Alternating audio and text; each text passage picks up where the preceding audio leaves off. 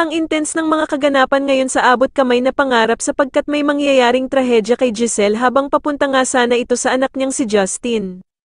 Dito nga ay agad na makokonsensya si Justin dahil sa mangyayaring aksidente sa kanyang inang si Giselle, kaya naman ay agad niya itong pupuntahan.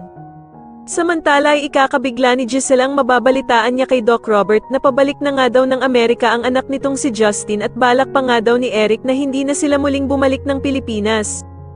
Kaya naman ay magagalit siya sa kapatid niyang si Doc Robert dahil sa hindi daw ito agad sinabi sa kanya, subalit sasabihan siya nito na masakit man nga daw ay kailangan niyang tanggapin na ayaw talaga siyang makita ng kanyang anak na si Justin. Samantala sa kalagitnaan ng pagtatalo nilang magkapatid ay makakarinig ng good news si Giselle dahil sa tatawag sa kanya si Annalyn para sabihing mag-uumpisa na ang children's party at naroroon pa nga daw ang anak niyang si Justin. Kaya naman ay biglang magugulat si Giselle at agad nga siyang mabubuhayan dahil sa nalaman niyang hindi pa pala talaga nakakaalis ng bansa itong anak niyang si Justin.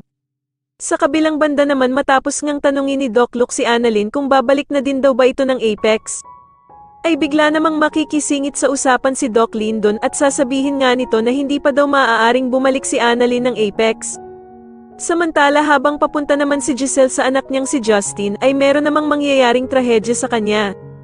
Sa tingin niyo dito na nga kaya tuluyang lumambat ang puso ni Justin dahil sa mangyayari sa ina niyang si Giselle, mas lalo na nga talagang nagiging exciting ang mga susunod na kaganapan kaya naman ay mas lalo pa nating abangan ang mas lalong gumigandang abot kamay na pangarap. Maraming salamat po sa inyong panonood at sana po ay masubscribe niyo ako. Maraming salamat po.